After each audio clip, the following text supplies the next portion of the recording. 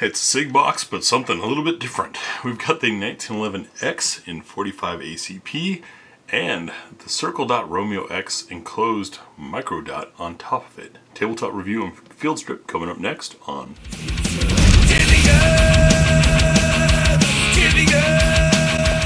Sig makes an impressively wide variety of firearms. I had the fortune of visiting their factories, two of their factories in New Hampshire earlier in 2024, and man, do they make a lot of stuff. Inside the box, we have our pistol that is bagged up, a second mag. Both mags are Metgar magazines of 8-round capacity. Nice mags with windows on both sides, nicely sealed. We have our traditional promotional stuff and the warranty manual. For the manual of the actual gun itself, they want you to scan this QR code. Don't worry, I did that in advance and got familiar with things, because one of the fun things I love about reviewing 1911s is no one can agree on how to field strip them. There's more than one way to take a 1911 apart. I don't care which way you use. If it gets the gun apart and puts it back together, it worked, right? But just for all the people that want to argue with me about how I do it, I always do it how the manual shows for that particular model. And guess what? It's different from gun maker to gun maker. Underneath the top here, we have our lock decal, a very nice chamber flag, the manual for the Romeo X, the original metal plate that was on here. Now this sample was sent to me by Sig, and so everything's pre-mounted, which was nice of them. But you can see the blacked out plate and the screws and wrenches, etc. for the Romeo X. We get this stuff out of the way so we can look at the real reason why you guys are here, and that is for this beauty. Look at that thing. Now I know some of you, despite having clicked on this video willingly, are about to complain, it's another 1911, why do I care? 1911's been around for over 110 years. Yes, that's accurate and correct. However, you clicked on this video, so now you're watching it. Beyond that, there are many different ways to do 1911. A lot of things that were once custom shop, high-end, had to pay a lot of money. I know as a guy who did that, my first pistol was a 1911, are now factory standard, and some things even done better. For those of you getting into the 1911 market, I have here, this is the closest neutral example I could have. I don't like to show competing or rivaling companies when I'm just talking about one gun. This is a Yamaha Max 1. You can't get these in the US anymore, so that's a safe comparison. But you can see right away some differences between the two. A curved trigger versus a flat trigger, having an ambidextrous safety versus not, having an extended beaver tail and extended grip safety that makes it easier to deactivate safety. A great thing, especially for modern shooters who want to shoot more isosceles and don't put much pressure behind the gun. Even this one is slightly extended over GI. This is far from a GI, but it's got the antique feel. You can see the spurred hammer here and the short beaver tail, and how you might get flesh pinched in there, and you can see how that's not going to happen on the Sig. We can also see a nice little divot in our takedown pin slash slide lever to make it a little bit easier to push out versus the raised. Some of them are raised, some of them are radiused. This is the way Sig's doing it. We have a multi-slot light rail on the dust cover versus smooth. We have Sig's X-ray sights. Now these sights are larger than an old school 1911, but you get the idea.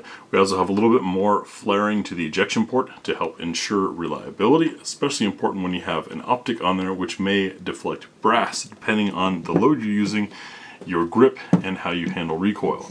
Looking at the slide cut, you can see we have this angular cut here and a semi-flat top versus rounded. This cut kind of reminds me a little bit more of the 320. And on the right side, you can see a nice extension here to the slide lever versus a shorter one. This one, even with my XXL hands, I can barely get to, whereas the Sig one, I can reach it, which is awesome.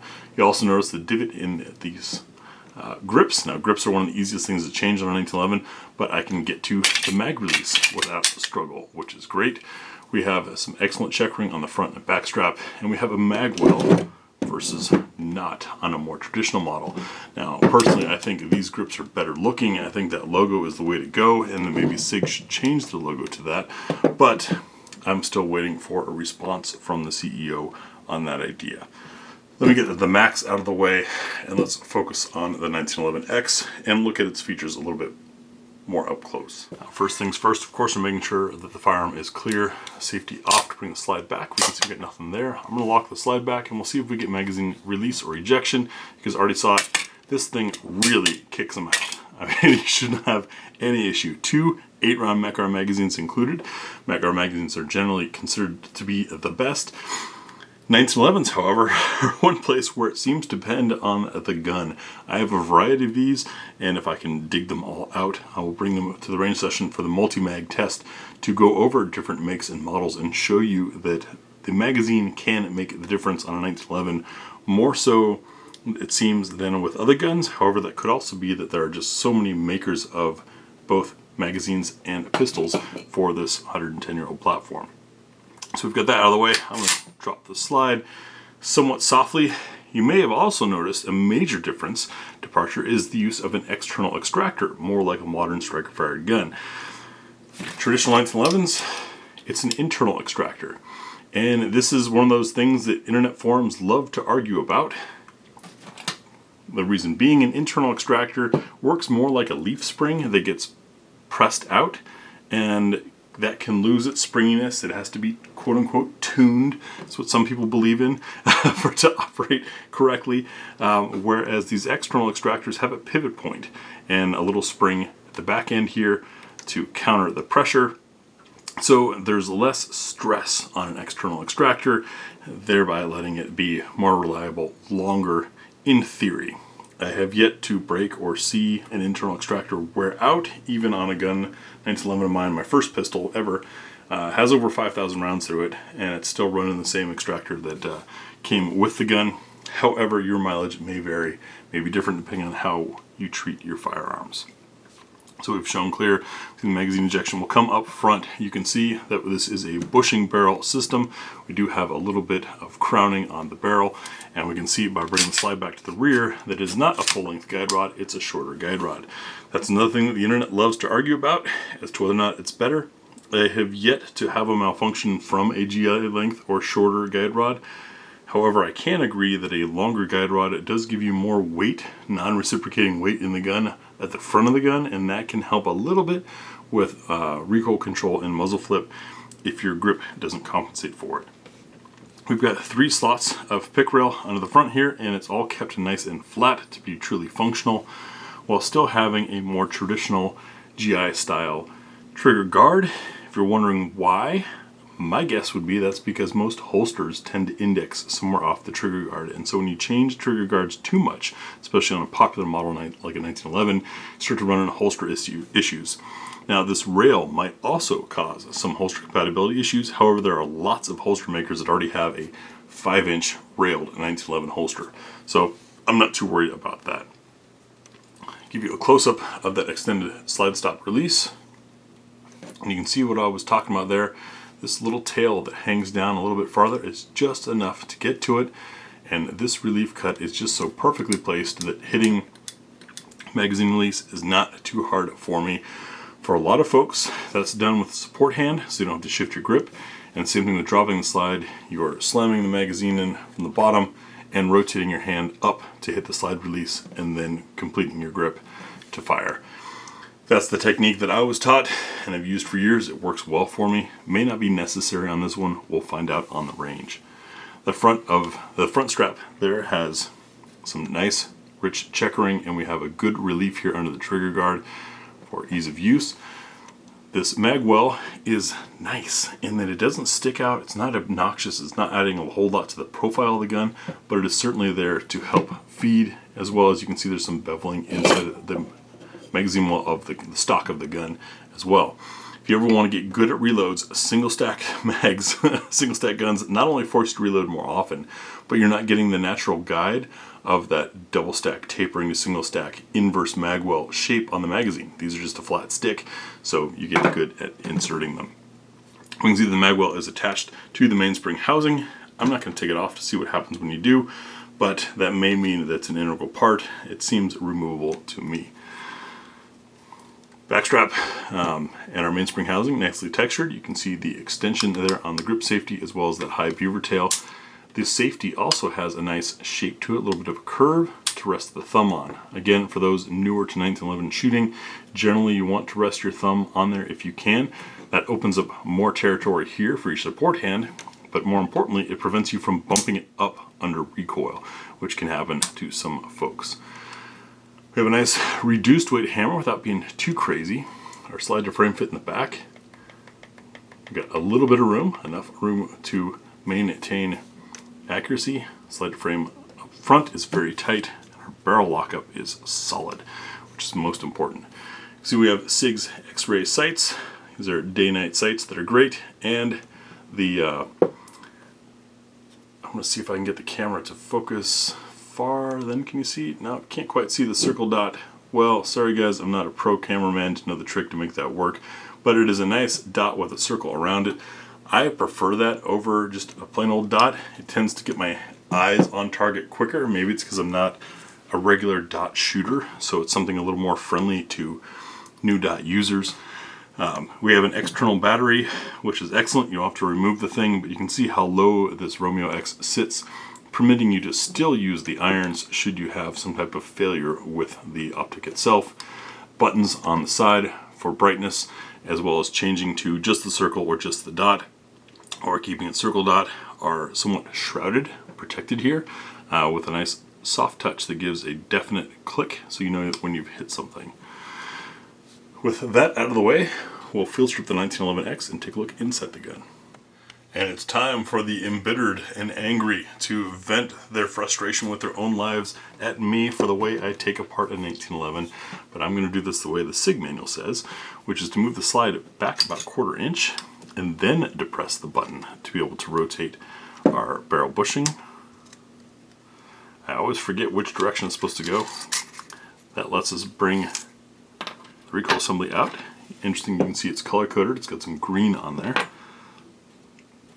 Now we're going to bring our slide back until that little window is lined up over our slide stop release lever and press it from the other side. It has a dimple in it to be able to get a tool in there. Let's see if I'm going to need a tool or not. And I will. In my advanced array of high-end tools, I've decided to go with just an Allen wrench. Oh, it came offline there. There we go. Line up again. That presses out. And now we can bring our slide off the front of the gun. This is nicely lubricated. However, it being a media sample, it may actually be a used gun that Sig has refurbished. I don't know. There is our GI length guide rod. We can now turn barrel bushing the other direction. No, where is it? There it is. There's a little nub. If I can get this to come out so I can show you. Where's the nub? Was I misled by a piece of grease? There we go. Yep, the nub was hidden by that grease. But that little nub, that high spot, is where you have to turn to get it out. Make sure that your link is forward, and now we can bring a barrel out the front of the gun.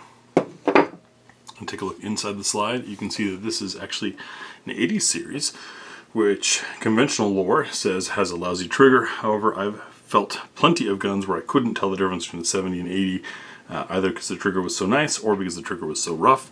We will talk about the trigger on this thing a little bit later, but my point is, don't listen to that lore about 70s, 80s. This is a drop safety. That's a positive thing to have. If your shooting is so terrible that you need your trigger to be that fine, then maybe work on learning to shoot a little better. We have plenty of grease in these rails, and our barrel is a little bit dirty. Let me wipe that off real quick. That's a little cleaner. Now we can see a little bit better, and we'll check for chamber fitment. I'm going to do that this time using a 200 grainer Sig Elite Performance V-Crown. I did a test on these. If you're curious as to what kind of performance and energy you get out of them, head on over to my website. That, of course, is also where you'll find the full specs and pricing availability on this particular firearm and this optic. Drop that in, listen for a plunk. Oh, like that. That is the plunk of a 45, isn't it? I'm going to rotate, make sure we don't have any burrs. We can. And then check to see how much is unsupported. And you can see we've got quite a bit unsupported underneath that broad feed ramp there. It's a sacrifice that has to be made to ensure reliability across the wide range of 45. If you don't believe there's a wide range of 45, wait till you see my shooting impressions video. I run 10 additional loads through the thing in addition to the range ammo.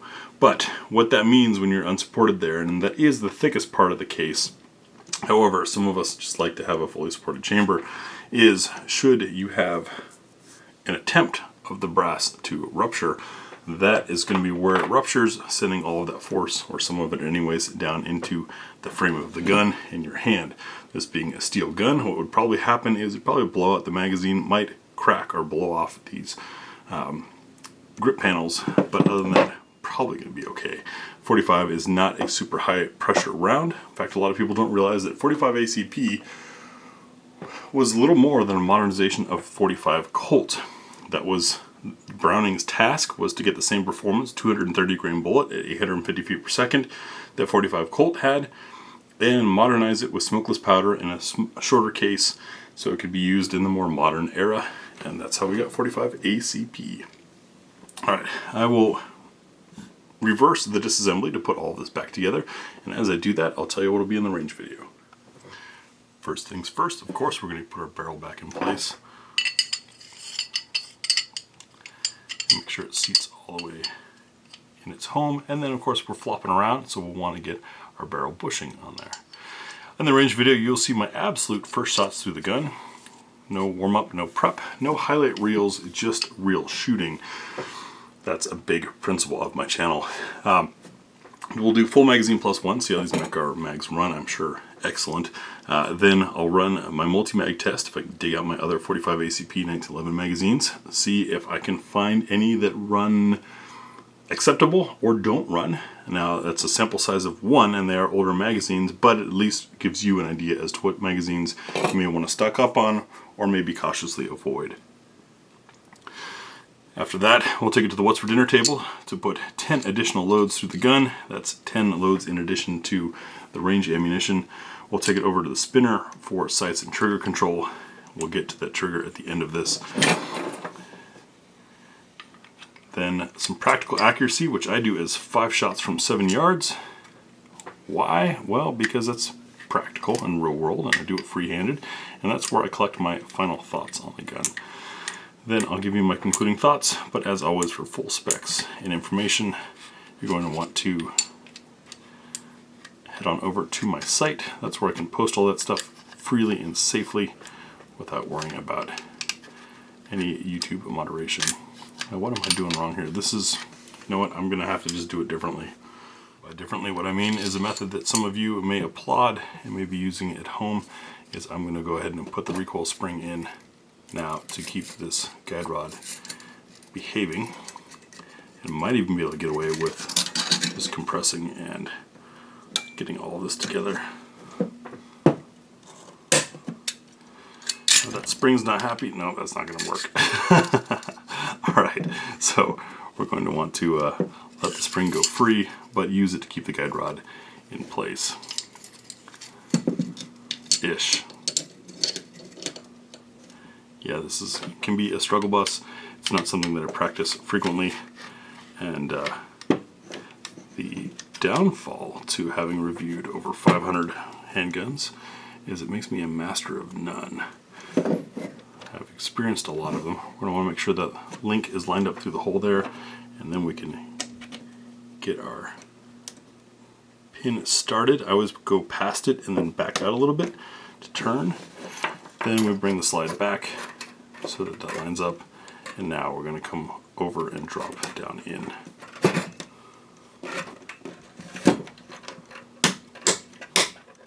Like that. Now with that on, we can press our spring back down. Of course the barrel bushing has caught its way. This is disaster mode 1911, but rather than do a highlight reel for you guys, I'm going to show you things that you might encounter. And now it's all back together. Quick functions check. Alright, and now we can do our trigger talk. Coming down close, the grip safety does indeed work. Nice flat trigger. Short spring-loaded tick up to the wall. Clean break. No notable over travel. I mean, obviously there has to be some, otherwise you're going to risk mashing the gun out of alignment. Good short reset. It's a clean trigger. It's nice. It's not silly light. It's an appropriate weight. This could actually be a very usable gun. I say that because there are a lot of 1911s out there that go for a silly light trigger.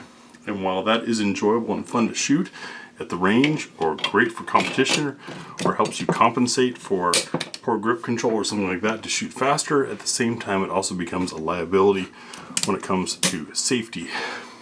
So I applaud trigger weights in the middle, and part of why I don't measure them is it's been my experience through 500 handgun reviews that trigger pound weight is not as important as feel. This one so far feels a little decent, but we won't know for sure until we get to the range, which is where I will see you all next. Thanks for watching.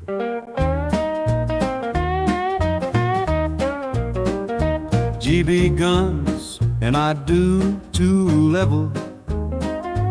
Andrew P, Joseph T, Randy A, Al G, Peter A, Tom, Moises S, Fast Eddie, Talo Twan 15, Brian P, Sky King Derek S Jr. Thanks for the tip level, David P, Kratos, the God Slayer, Andrew Bealey H, Christopher JJS, Farron and Gryphones, Jeff O, Michael W, David G, O Katuba, Fred L, Robert B, Ohio Cruffler, Steve, Briscoe County Junior, Rich R, Red Sky, Wyatt Z, Fierce 7, Nissing, Sunko Munsey, David F, Allen B, Laura P, Andrew C. Keeping things honest level, Gary B, Layfess, Daniel D, Ed Z, Jake J, Adam J, Brad M, George H, Othniel and Cody W, Mark's Esotetra, Lewis R, Edit P, Logan G, Brian K, RBMD 2022, A Gil B, Ron Z, Gort, Mike NC, Technocon, FMT CJ, Ronald LW, Russ P, Marvin T, Tattoo Johnny, GPC 19D, he is 6, Robert C.